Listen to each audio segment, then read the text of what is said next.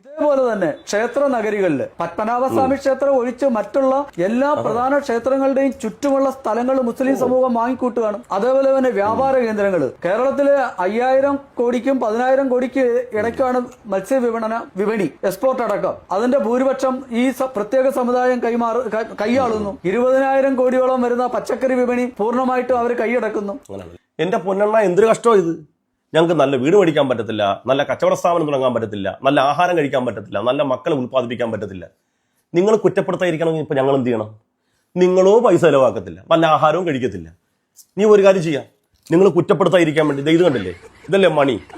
ഞങ്ങൾ വീട്ടിലെ കൊച്ചുങ്ങൾ മുറ്റ തപ്പിയിടുമ്പോൾ ഇതുകൊണ്ട് കോരിക്കളയാം. കാരണം ഇതിനിപ്പോൾ ഇനി ഉപയോഗമില്ലല്ലോ. നിങ്ങൾ ഞങ്ങളെ കുറ്റപ്പെടുത്തത്തില്ല, അതുകൊണ്ട് ഞങ്ങൾ ഇതൊക്കെ അങ്ങ് കൂട്ടി വെച്ചേക്കാം.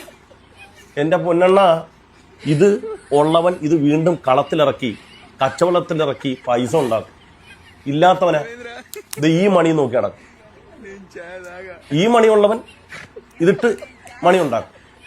ഈ മണിയുള്ളവൻ ഈ മണിയുടെ പിന്നാലെ പോകും. മണീനെ മനസ്സിലായ?